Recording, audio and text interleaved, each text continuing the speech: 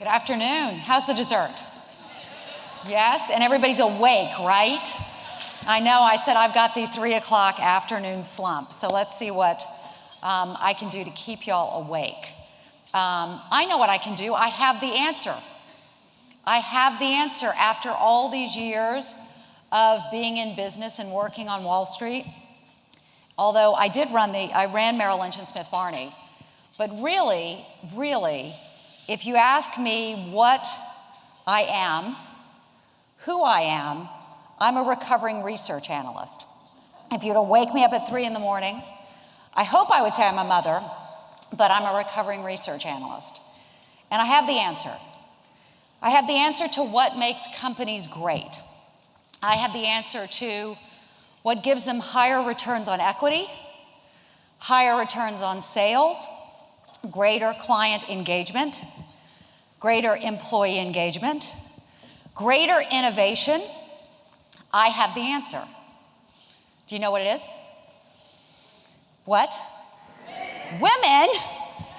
It is women. It is diversity. This is the answer to greater company performance. Diversity of thought, of perspective, of background, of education, of orientation, of skin color, of gender, you name it, diversity. It is so important for companies. It's so important to investors that I tell you, when I used to go to meetings, when I used to be what I thought was so old at the time, 30 years old, and I would go to meet with investors, portfolio managers, research analysts, and by the way, I was, if I do say so myself, a heck of an analytical analyst.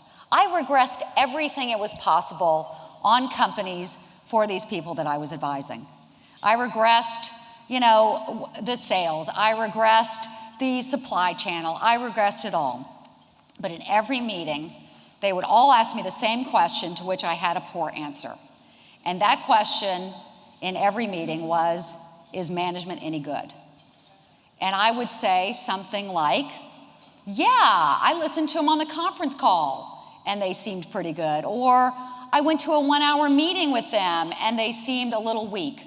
Now, I would have liked to have thought that I was better at judging management teams and people than others. But given the fact that I did marry my first husband, I'm probably not. The only thing in all these years that I've been able to determine quantitatively drives better leadership teams is that diversity. So it drives better performance, not by a little, but by a lot. It is the biggest question that investors ask. So guess what? Diversity in corporate America, diversity on boards, has gone at best sideways over the past handful of years. All that time when we were leaning in, all that time when we were having these great conversations about the advancement of women in business, all that time we were knowing our worth and asking for our raises and taking our seats at the table, we were going sideways. And on Wall Street, which you might recall, caused the financial crisis, went into the downturn white, male, and middle-aged, and came out whiter, maler, and middle-ageder. Actually, by the way, I should pause here. It's always important that I pause because I have one important thing to share with you, which is this is not about excluding the men. This is not about excluding them all. It's about including women. And I have nothing against middle-aged white guys. I've been married to a couple of them. The second one was pretty good. They're fascinating creatures, aren't they? They're the best, those middle-aged white guys. Nothing against them, but it's about including all of us. But I do believe that we're about to have some change here. I do believe that because of changes in business, because of changes in technology, because we as a group have more power than we've recognized and now the ability to use it, that we can affect change that will be good for us and good for the economy and good for society and good for our daughters. But we have to change one fundamental thing, which is that typically when we're looking to fill a position as leaders, typically we've been asking the wrong question in looking to fill it. We've asked the question, or we've requested of HR, can you help me put the best person in this job? It's like saying mom and apple pie, the best person. Well, you know who the best person for me usually is when I ask that question? The best person for me usually is a middle-aged, female, bottle blonde, financial services trained, sort of sassy woman. It's me. You know who I really like to invest in? The younger version of me. And this is what happens when men who are still mostly the leaders ask the question typically of, I want the best person for the job. Somehow that person ends up looking a lot like them. The question that I would put forth that we should all be asking is not, how can I find the best person for the job, but how can I build the right team? And it's like a Rubik's Cube. If you have an optimist, a bunch of optimists, you should get some pessimists. If you have cerebral folks, you should maybe get more intuitive folks. If you have finance folks, marketing folks. And if you have mostly men, women as well. So back up for a second. What is it, all those great results that we get through diversity? What is it that drives that?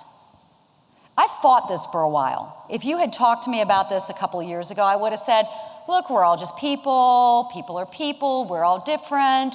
Don't categorize women. Don't categorize men. But there is something that happens that's pretty magical when diverse teams come together. And I want to talk about it for a minute. But first, I want to tell you a story. And to tell you my story, I'm going to go back before Merrill Lynch, before I ran Smith Barney, before I was CFO. I want to go back to when I wasn't even a research analyst yet. So I was, my 20s, I don't know about you, total waste, total waste.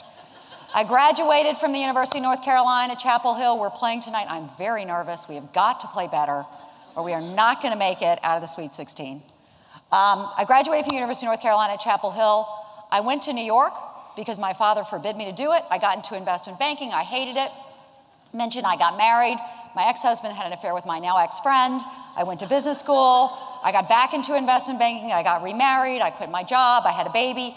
And at the ripe old age of 29 years and 11 months, when I'm thinking my life is pretty much over because I'm about to be old, standing in my kitchen eating a pear, and I had a kaboom insight that I think so many young women at that age have, which is that I wanted to be a sell-side equity research analyst. And so I'm like, this is amazing. I love numbers. I love writing. I love smart people. Now I'm just going to go find myself a job. And so I put together my resume with my little career gap in it, and I sent it out to all the investing firms, all the Wall Street firms, and waited for my interviews to start.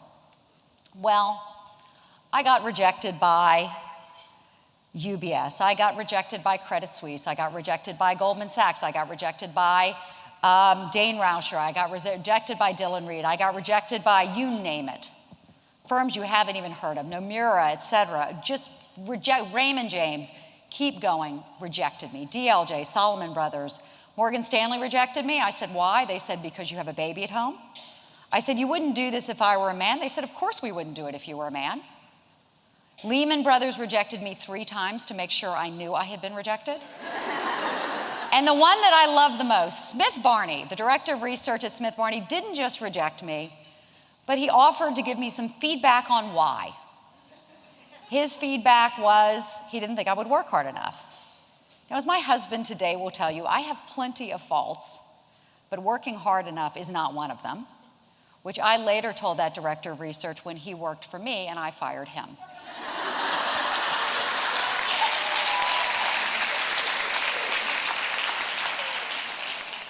That really happened, but I didn't really tell him that when I was firing because that would have been rude. Okay, so I finally get a job with a company that I had never heard of before, maybe you've never heard of, called Sanford Bernstein. I like to call it the land of the misfit toys because not only did they hire me, the guy they hired before me was a taxi driver. They cut my pay in half, they demoted me, and they gave me coverage of life insurance because no one else wanted to do it. And here I was, 2 months later, go backwards, guys, we're 1994, 2 months after I get my job, and I am doing analysis on a company called American General Life Insurance Company. I know pretty much nothing. I look at the life insurance business, boring, slow growing. I look at the annuity business, boring, sort of slow growing. And here's a lending business they're in, growing really quickly. And I start to look at it and analyze it, and what I think I see when I disaggregate the ratios is the fast growth of the loans has been masking an underlying deterioration in credit. And we don't have to go into the details, but when the loans are growing so quickly and the credit doesn't deteriorate till a year later, it's hard to catch it. It gets sort of wiped up in the ratios. But I disaggregated the ratios. I did this nifty time lag analysis. I said, son of a gun, I think it's deteriorating. I wrote it up in a research report. I entitled it American General, Whoa, Nellie. And I sent it to the head of investor relations at the company, who just happened to also be from Charleston, South Carolina, like me. My husband and I go away for a long weekend, away from the baby. We're in Napa, amazing. We're in the car. It's 1994. My phone rings. I open it. Like, they were huge, remember? They were huge. I open it, and it's the head of investor relations. And this gentleman says to me, in his southern drawl, Sally, we have a problem. I said, what? And he said, well, I've read the research report, and you can't publish it. And I said, well, why not? Is it wrong? I mean, I'm new to this, and I just made up this analysis. He said, yeah. He said, that's just wrong. There are lots of analysts out there, lots of guys. They've been doing this for years, some of them decades. This is not how you analyze a lending business. So you're wrong. Number two, essentially nobody likes a party pooper.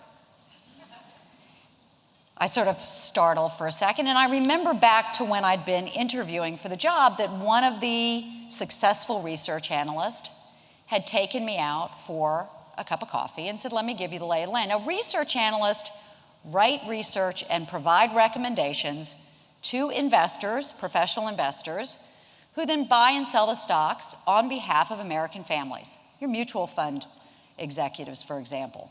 So those are our clients. And my job was to write the research and provide recommendations to these individuals. Essentially, there are two recommendations, right? Buy or sell. You either buy the stock or sell the stock. There's a hold in between, but that means I have nothing to add. So it's really buy or sell. And this analyst said, and really you're either right or you're wrong. So think of it as a 2x2 matrix. Buy, sell, right, wrong. This person told me, buy, if your recommendation is buy, you're optimistic and you're right. Fantastic. The market by its nature is net long. People by their nature net own stocks. So buy and you're right, we're all together, we've all made money, hip hip hooray. Buy and you're wrong, we were all wrong. We're Americans, we're natural optimists, we were early, it'll work out later, it happened to all of us. If you have a sell recommendation and you're right, grudging respect. Grudging respect. You essentially told these people who own the stocks they're wrong, you were right. You know, you're that smart, you know what kid in class. Buy, sell, and you're wrong, and you're fired. So here I am in the car. I'm starting to dampen because I really wanted my job. And this guy sort of comes back into focus, and he says to me, I will never forget, he says to me, Sally, let me give you some good advice. As two folks from Charleston, same hometown.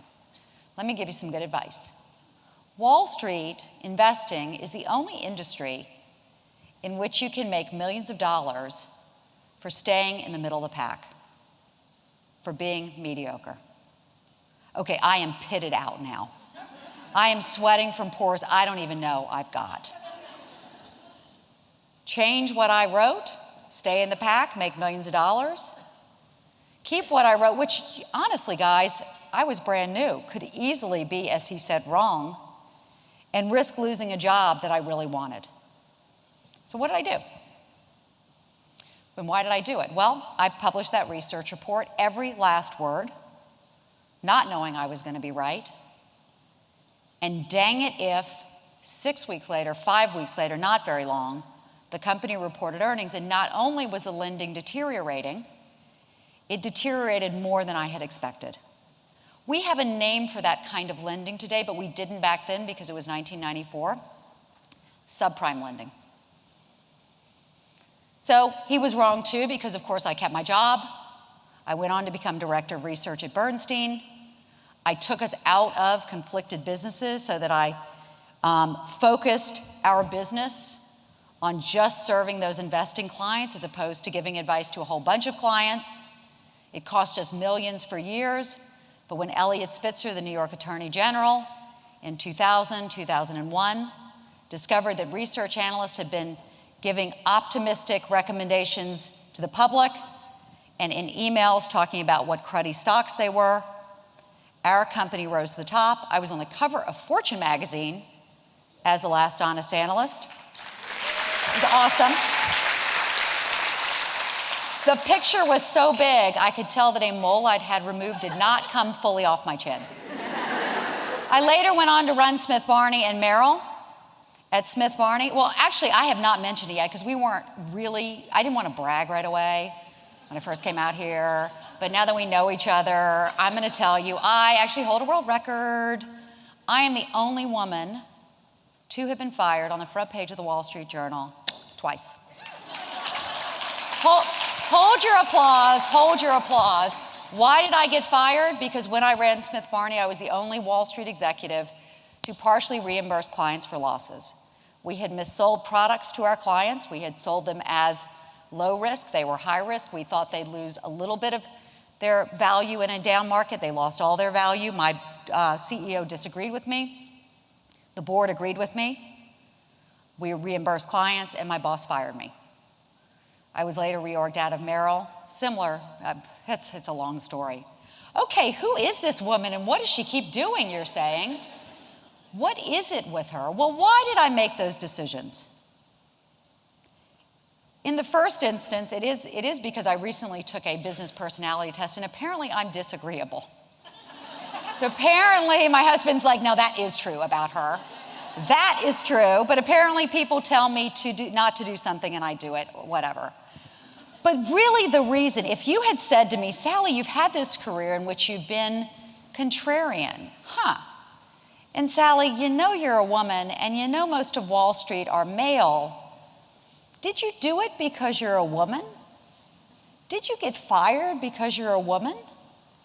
My answer would have been categorically no for years. In fact, I would have been slightly offended. I would have had a back and forth about how come you have to bring gender into everything? People are just people.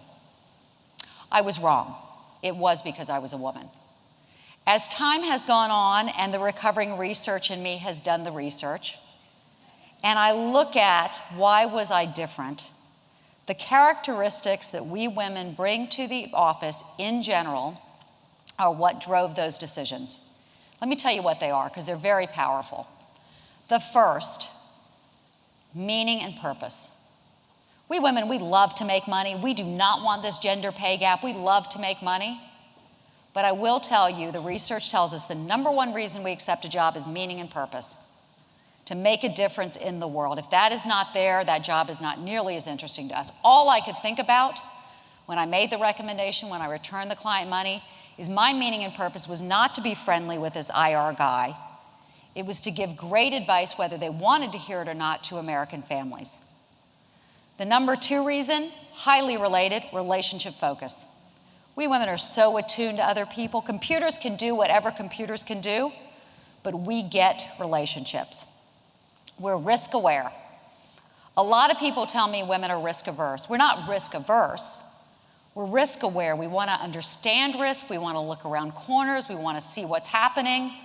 We want to get it. That's why I was focused on that lending product's downside and other folks weren't. Love of learning. Whew, is this important? Business is changing so fast. Our love, boy, who here didn't love getting an A in high school? We all did, right? You get a B, you were sort of embarrassed. That love of learning comes through for us. Here's another one. This one's really important. And as a society, we sort of make fun of it. It's our ability to handle complexity. Let me tell you what I'm talking about. It's really different from the guys. Is that if you go to a restaurant, you're with your boyfriend, your husband, your friend, your spouse, whatever, you go in, the waiter comes around, and the waiter says, "What would you like, sir?" And your husband, spouse, partner says, "Steak." Really fast, really efficient decision. The steak part of his brain lights up.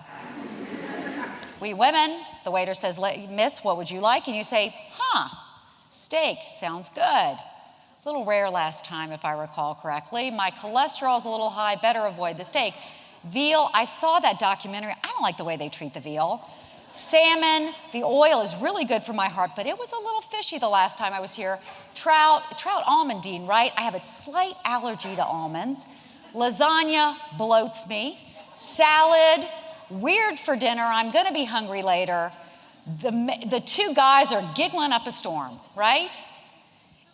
What's happening? Our brains are lighting up. We're thinking about our health. We're thinking about last week. We're thinking about taste. It's happening everywhere.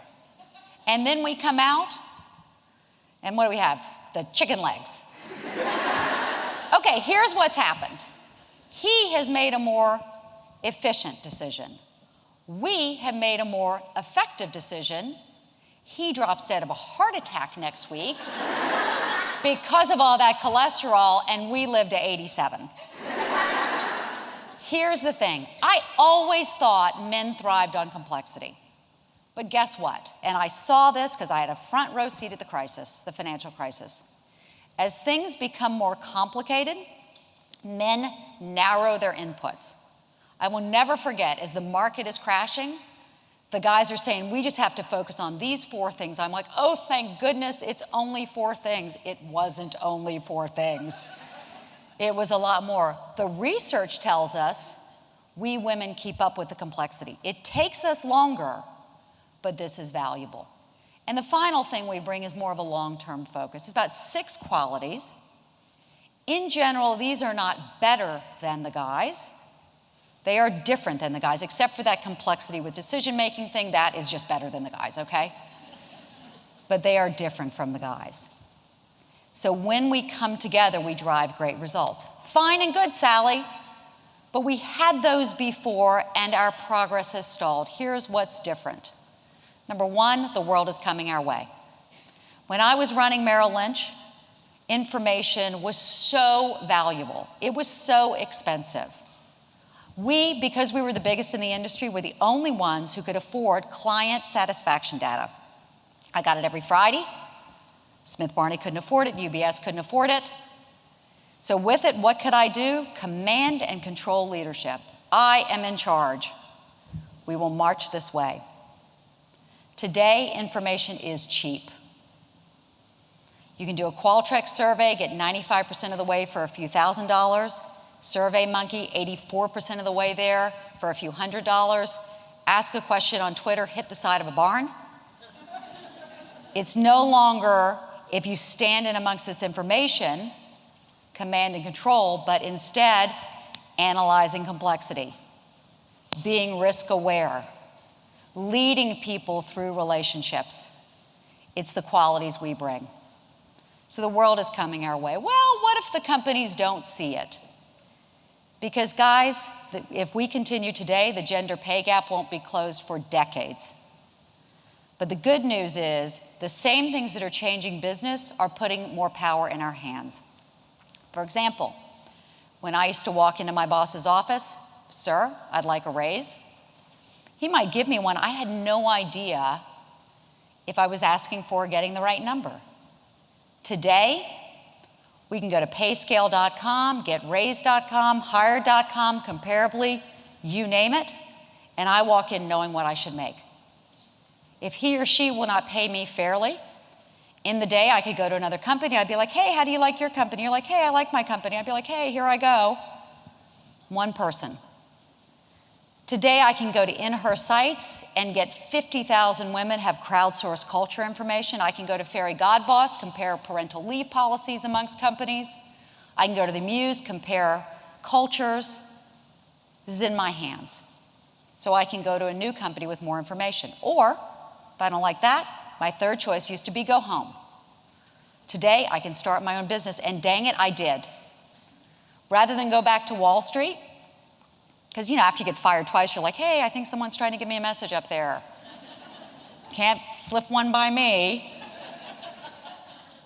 I had a recognition that in this country we have a gender investing gap.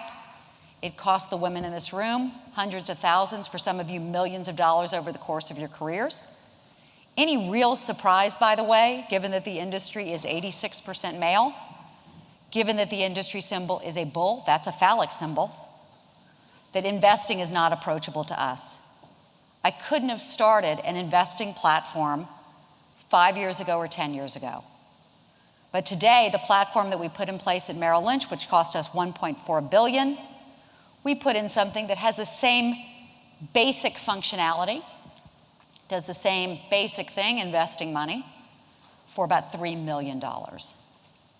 We don't have to buy our own servers. You're in the cloud. You don't have to rent all your own real estate. You can go to WeWorks. You don't have to go on a business trip. You can do a video conference. You don't have to have full-time people. You can have freelancers. Starting businesses is increasingly within all of our reach. If you don't want to do that, you can freelance and consult. Combine that with the fact that we women control $5 trillion of investable assets. We direct 80% of consumer spending, and we're more than half the workforce. Remind me for a moment why so much of the advice to us in business is to act like men, to play the game the man's way, when we have more power than we know. So what do? We start to have the courageous conversations at work about the gender biases, the gender norms that we see, about why there are always women on the slate to promote, but they aren't promoted. And we begin to ask for and demand what we're worth. I've got 2 pieces of homework for you that I want everyone to do, because this is a group I know with big plans. Big plans. The first thing is, if you do not today have a financial plan in place and you have big plans, you haven't written it down, you're sitting on your sofa, you're thinking about it, you will not achieve what you want to achieve. And it's my goal, my professional mission, by the way, is to help all of you achieve your goals. In fact, my goal is actually more simpler than that, more simple. I just want you all to have more money. Because when women have more money, it's good for companies, the economy, society, and our daughters. So I want everybody here to have a financial plan. I want you to go to Ellevest, which is my digital investment platform. We provide free financial plans that when I was running Merrill & Smith Barney, we charged $1,200, $1,300 for. You don't have to invest at all. They're totally free. But just by writing down what we want to do and when we want to achieve it, we've upped our chances dramatically. Investing behind it, you can take it, by the way, invest with someone else, but investing behind it, there's no stopping us. The second thing I want you to do is that I have on the site, if you type in Ellevest Mind the Gap, or go to the Resource Center, there's an ebook called Mind the Gap, and it goes through the 7 gender money gaps. The gender pay gap, gender investing gap, the gender debt gap, the gender expense gap, you name it. And it is a group of resources, advice, etc., on how very action-oriented on how to close these gaps. Because you know what drives me crazy? What drives me crazy is when people talk about empowering us as women. It bothered me for years. And I thought it was overused. You know, like the word authentic. You're like, ugh, I hate that word. It's overused. But then I figured out what the problem with empowered is. It means to be given power. It means to be given power. What I would leave you with is we don't need to be given power. That with the resources that we command, which are enormous, with the means for us to become financially equal with men, which will close the gap to becoming equal with men, that with these resources, with the world coming our way, the women here in this country, the women around the world, are bigger than any emerging market. And while feminism has taken its hits over the past year, the stars are aligning for each of us to do better for ourselves and to make our economy and society better as well. Thank you. Thank you.